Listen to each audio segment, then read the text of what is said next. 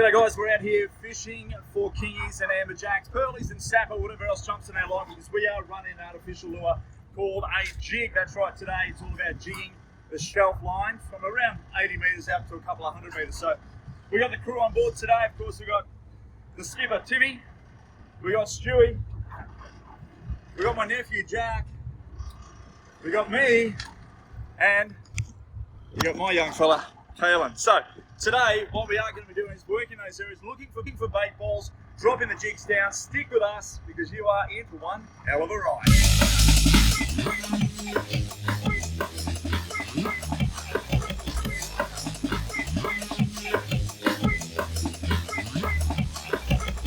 I'm joking. Yeah, so we're just out here today deep jigging for Kingfish at Deep Southern off of the Tweed heads.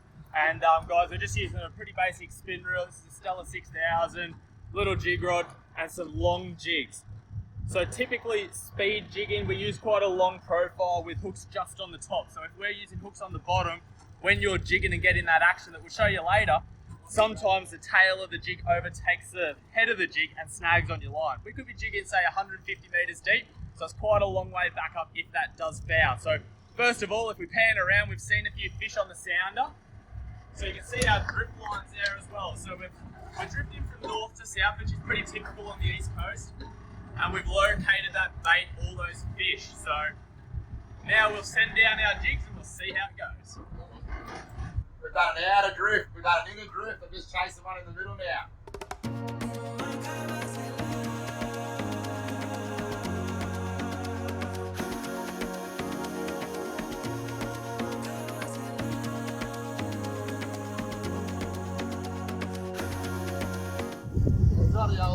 Double hookup, isn't it? She's a double hooker from the perfect catch. And I've got the perfect catch. We're out here jigging Deep Southern. We brought Paul along to the mast and we've got a... Oh, double hookup here. Oh, yeah. That's a Kingies.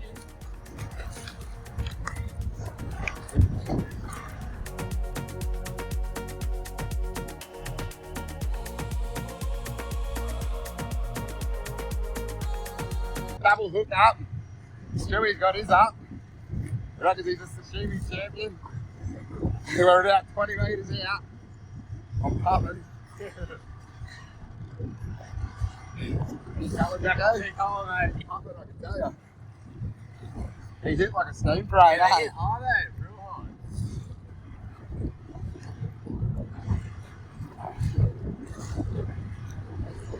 What gear you running there, mate?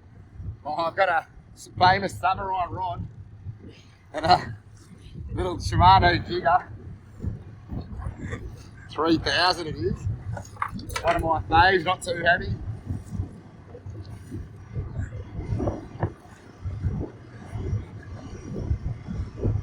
And it's a tiny little mackie.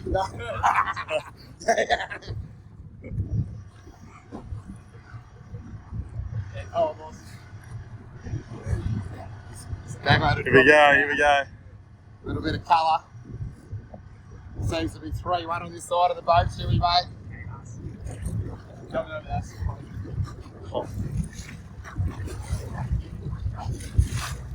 Yeah, Jacko!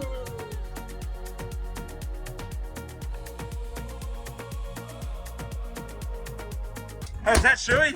It's pretty good. So girls, if you want to come over, the sashimi's on stew. Woohoo! But look at these pair of beauties. And I'm not talking about the fish. But Stewie, mate, well done. I think mine's bigger. Oh, I don't know about that. I reckon I've got you again. As we said, straight down the middle, that's where they were. Okay, so we're deep jigging here. As we said, we've actually got a fish on in the background. Jack's got one. Big hook sets on this thing. I feel sorry for it. But anyway, so we're jigging PE3, which is around about the thickness of 30-pound line, but it breaks at around 50.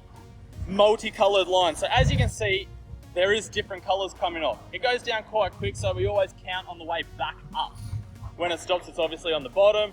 Line's just running freely off the reel there. Once we get down, I know that roughly once it gets through this green to white colour, we're very, very close. As you can see, it's slowed right down. It's about to stop. There you go. I click it over, I wind, and I jig. So I'm jigging the slack. I'm winding up the slack line, maintaining pressure on the actual line. So you can see I've worked up one colour and a half, 2 colours, and then I'll just let it back down. So these fish that we've seen on the sound are in that bottom 20 metres, so we want to really focus on that area. So they do get eaten on the sink.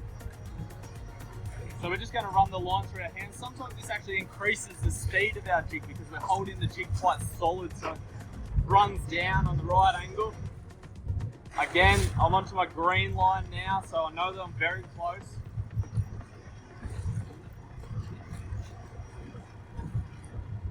And I'm on the bottom. I'm going a little bit quicker this time.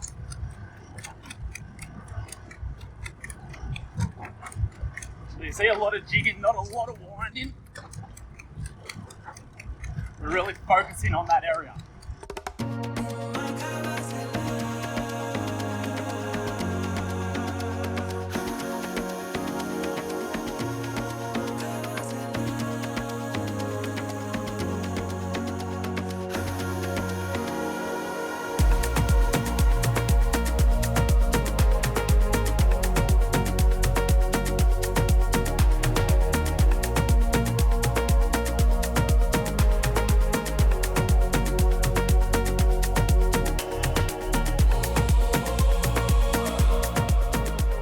Suri, how you going, mate? I've decided to pick up actually my flatty rod. So this is a little Shimano X Pride 270 MH, one of my favourite ones, chasing shreddies and flatties inside. We're out in 90 metres. I've got that little 2,500 Stratic just humming along. And I don't know what this is, but it could be a decent snapper, I reckon. So you don't have to have massive gear out here, guys. I've only got 8-pound braid on this, 20-pound leader. We've downsized to get this bite, and it's coming up. We'll see how we go. Mate, you're a self-proclaimed expert. Tell me, when you do catch snappers such as this, what's the go? Because you're running an S-tackle minnow, is that correct? Oh, this is my first time fishing, so I don't know. Nah, look, I'm running that little S-tackle plastic pool, as we said. It's a 5-inch WA Pilly, and look at this, we've got a bit of sabotage from a bird. It's actually a little, whatever that is, lost for words. We've got a bird tangle, and we have a little AJ. So Paul, I thought it was a snapper, but, so as you can see, this one here's actually got the 3D printing of a WA Pilly on the side. So as that little, we'll get it out, it's hooked quite well, woofed it. As it's sinking down, it just looks like that little pilly just floating on down, that little tail's going, and it's ready to get eaten. S-tackle 5-inch pilchard. Little S-tackle 5-inch WA pilly is cornered, hooked right in the corner of the jaw. This little one in a bit of a tough bite. We've downsized, as we said, 20-pound leader, 1-ounce head, and we just floated that down there and I ate it on the sink. So it's a nice little fish. Nothing too crazy, but it's a fish on the board.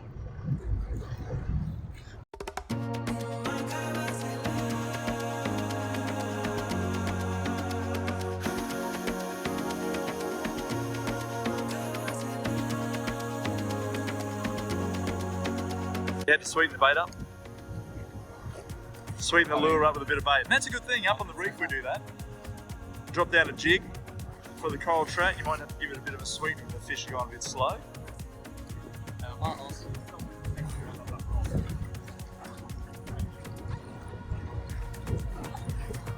I've got a feeling it's either going to be an amp tap or an over tap.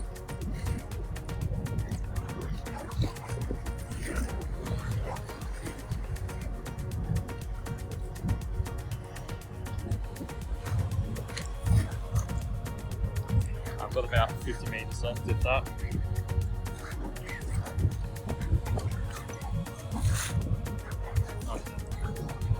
Oh,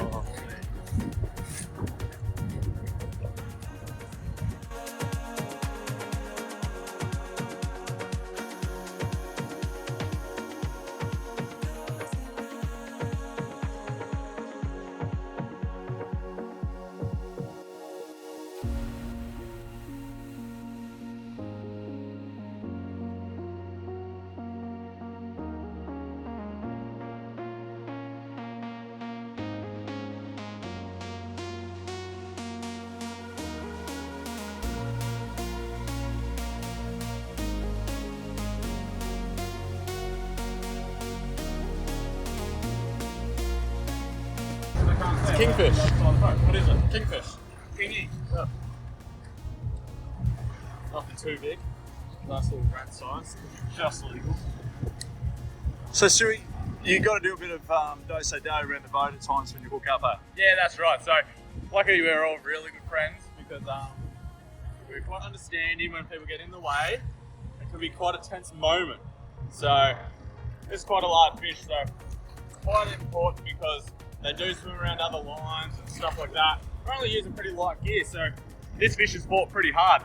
They call them hoodlums down south. They fight right till the very end. So we're just going to swing this one in.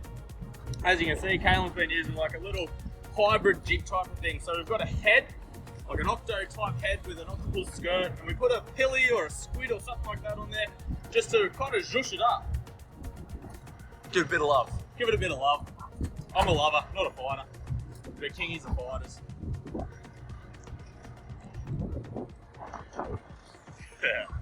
So guys, we've got undone the hooks out of this fish. It was hooked quite good in the mouth, so it wasn't deep hooked or anything like that. We're actually going to let it go to fight another day. These fish do release really, really well. So we've hooked these fish in 200 to 300 metres, and they don't really suffer from barrage trauma. We're only about 90 metres now, so Caelan will get it back in the water. We'll see it zip off. That's going straight on my table next time I catch it.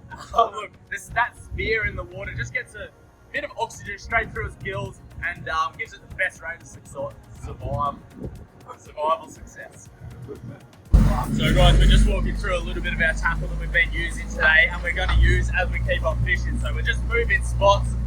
Guys, so this is obviously a bit more of a traditional shaped jig. So this is a knife jig. So as you can see, quite large hooks. It's very important that those hooks are actually wider than the jig. So if they were skinnier, the fish can grab it from the top and then can slide over the hooks, whereas if something grabs my jig, it's on. So hook size is very important. We're fishing around about, say, that 80 metres. This is a 150 gram jig, so it does get there quite fast. They obviously come in a range of different sizes and colours and shapes and all that type of stuff. So these are all kind of fast jigs or mechanical style jigs. So these are jigs that you have to put the action into. They sink quite straight. There's not a lot of shape to them. If we were going to slow jig them like bottom demersals, so snapper, pearl perch, things like that, or it is a really shut down bite, we're going to use like a wider, flatter type style jig. So this jig here, typically we do run assist hooks on the front and the back, just so we can kind of parachute that jig down and it does shimmy on the way down. So it looks a lot more appealing. We fish it quite a bit slower and we kind of harass those fish into a bite. So here's a little jig for reference. I've got this one just rigged ready to go. So as you can see, hooks on the bottom, hooks on the top. I still tie off to the top, but the resistance from these hooks is going to level out the sink and it's going to shimmy down. While those fish are shut down, you can obviously try other stuff. Like that is still a jig. It's a squid trace. It's kind of like that hybridy vibe type style. Lacanus jig. So that is a Shimano Lacanus jig. Really popular for bottom fish as well. So snapper, pearl perch, things like that. See those hooks? They're very, very small.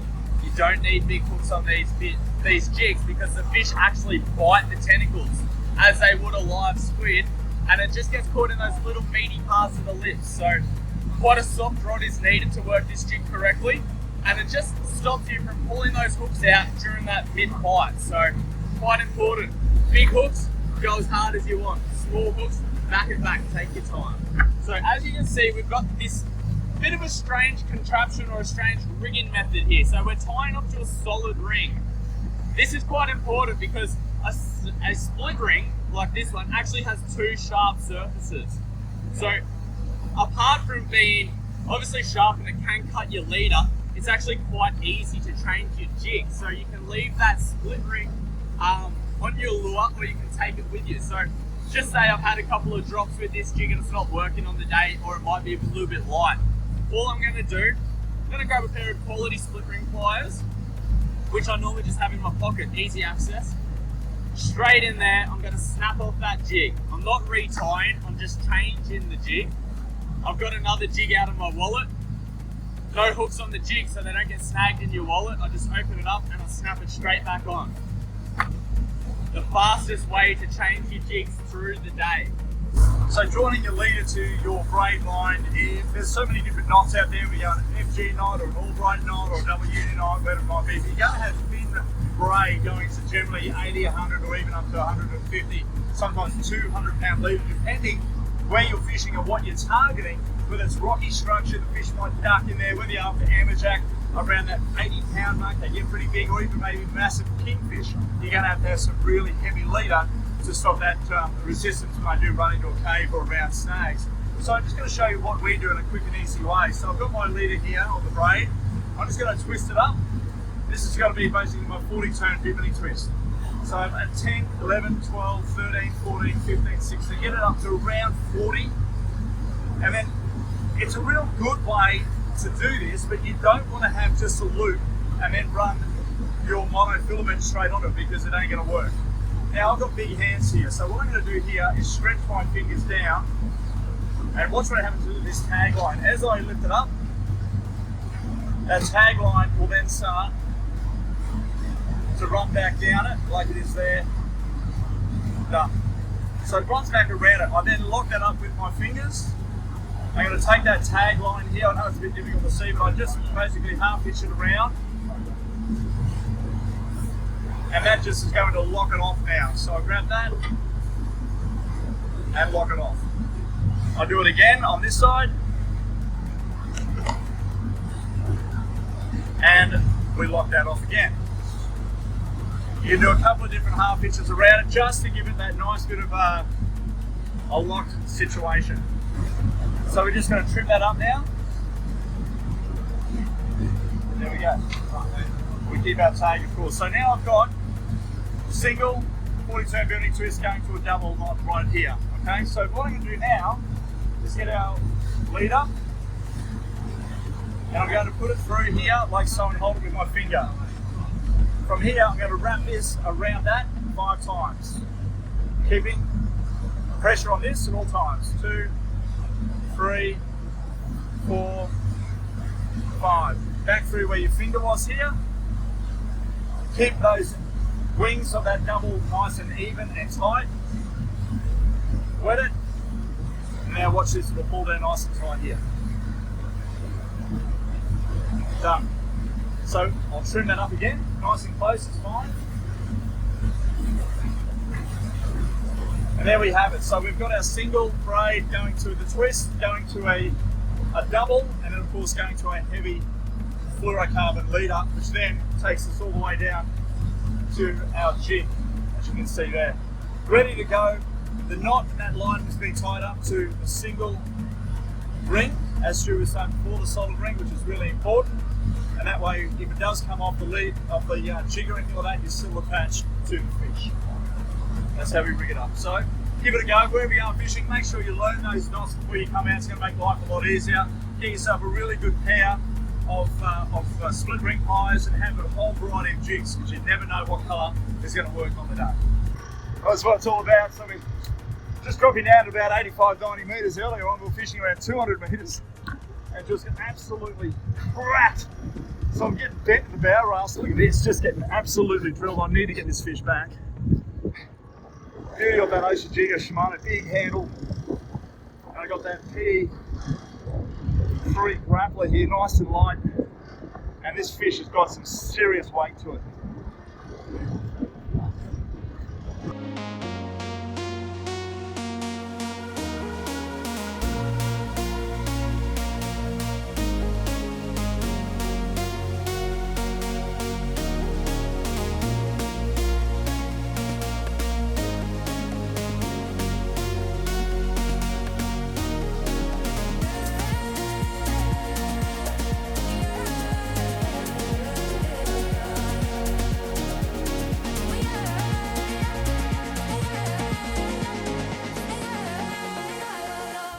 Leaning back. You know, the thing is about jigging all around the world is you're going to find pinnacles. Where there's pinnacles, there's bait, and where there's bait, there's big fish. It's the food chain, you know what I mean? So we just get this fish back. He's fighting for his life.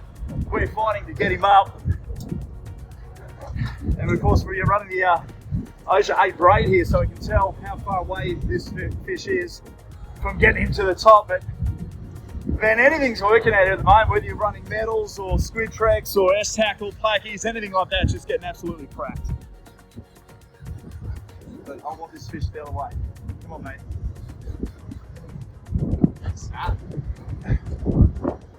Nice and gently now. Turn his head. Let that rod do the work. So that grappler from Shimano, man, it is an absolute ball to have a rod. Nice and light. You can jig all day with it. Nice light jigs with it running 30, 40, 80 gram, anything like that. And one thing I do like to run, if you're fishing 80 metres of water, run about an 80 gram jig. But if you're going for that high spin fish, as Stewie was saying earlier, is that you need a longer jig for the kingies because they're really erratic after that longer fish, whereas like pearl perch and snapper tend to go for the smaller bait fish profiles, and of course flutter jigs, slow fish jigs.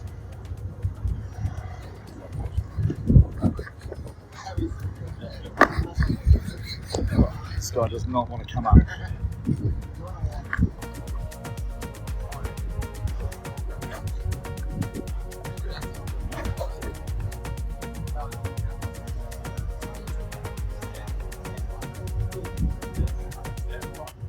Is this going to be a shark, Paul? Oh, don't say that to me. This is going to be a shark. Hey? Please. Shark, mate.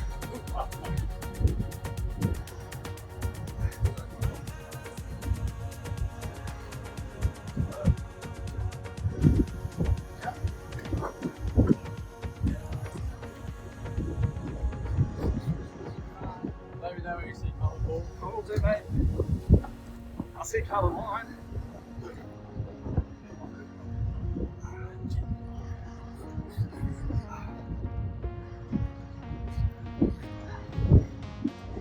Normally if they're sharks, they sort of pop around out this way.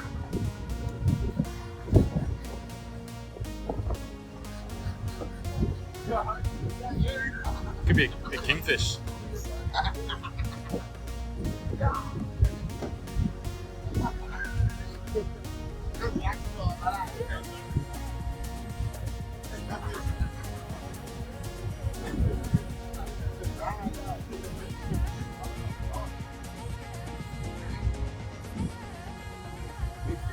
He's a big fish in there. Monster. Made a snapper. 3 metre pearly.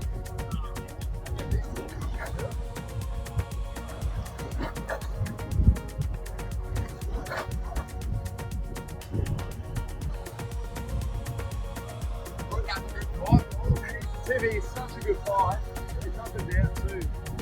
So I don't need to sharp. Swordfish.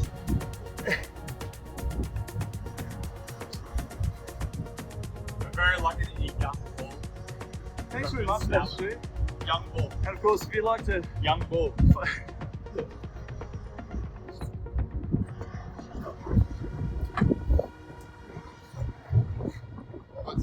What's that bull? Hang on.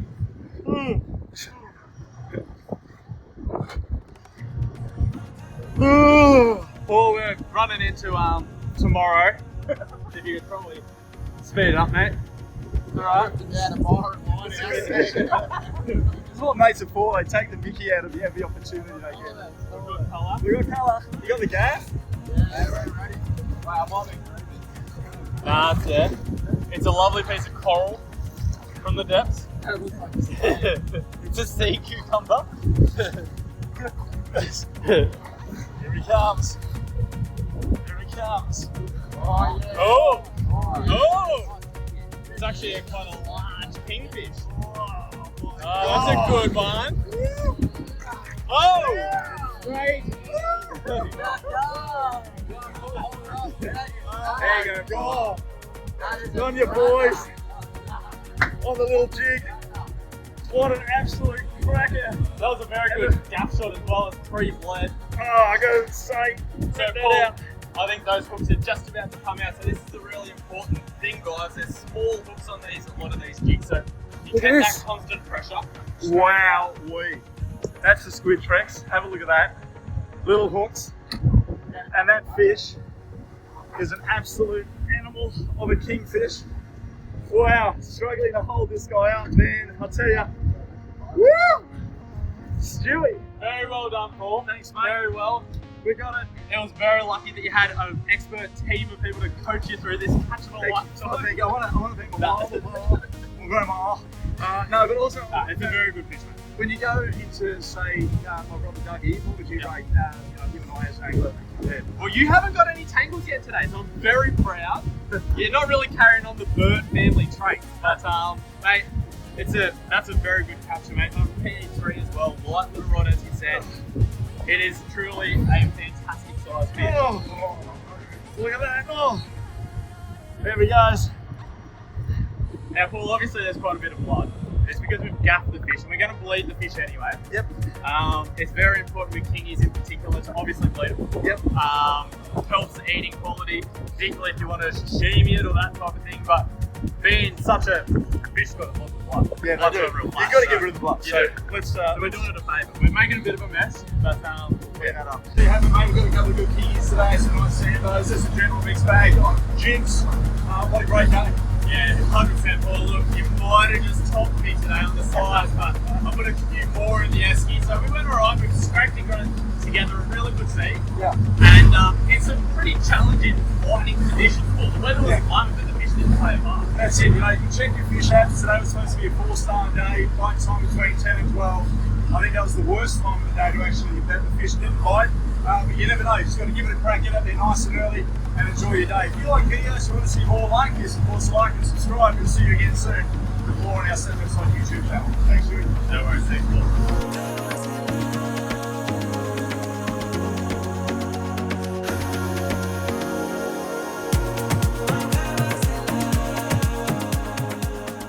Want to keep up to date with all things outside? Simply head to our social pages and give us a follow. There you'll find tips, our latest Step Outside podcast, fishing segments and recipes.